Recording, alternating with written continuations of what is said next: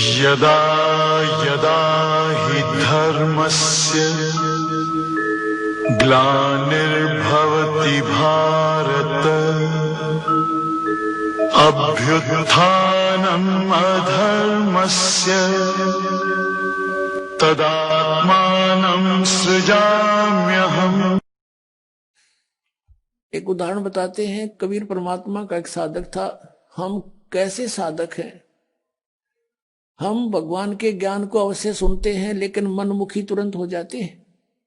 अब वो साधक घर छोड़कर जंगल में पहाड़ पर जाकर बैठ गया और वहां दिन रात भक्ति कर रहा था, साधना करता था।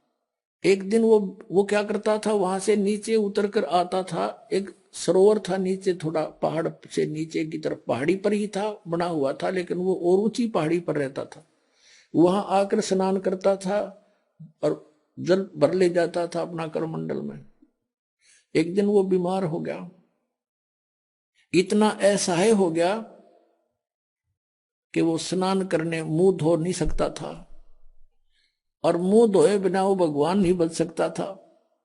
इस तरह की अपनी अटकल बना रहा था। तो वो रोने लग गया बहुत बुरी तरह। हे भगवान, मैं मुंह धोऊंगा कैसे? मुंह धो नहीं सकता, आपको याद कैसे करूंगा? ऐसे तड़प कर रहा था। अब कहते हैं, दारी मेरे संत की मोह से मिटे नहीं अंश। अब उसके लिए परमात्मा ने क्या किया? इतनी जबरदस्त वर्षा कर दी कि पूरी पृथ्वी पर जल ही जल हो गया, कम से कम 200 400 फुट ऊंचा। और फिर वो जल उस पहाड़ी के निकट पहुंचा जहां वो संत बैठा था। इतना निकट कर दिया वो जल कि उसने ऐसे देखा, अरे जल यहां आ गया, अरे वर्षा इतनी अच्छी होगी।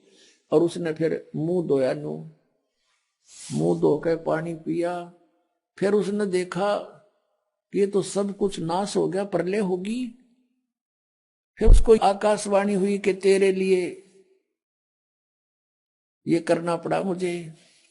तब रोने लग गया, हे भगवान, मुझ पापी के लिए इतना अनर्थ हो गया, सारी जनता मर गई मालिक। कहते उसी एक्शन एज इट इज कर दिया, जो कहते हूं एज इट इज, जैसे जो जहां काम कर रहा था एज इट इज कलम पकड़ी तो कलम में पकड़ा बैठा वहां पर।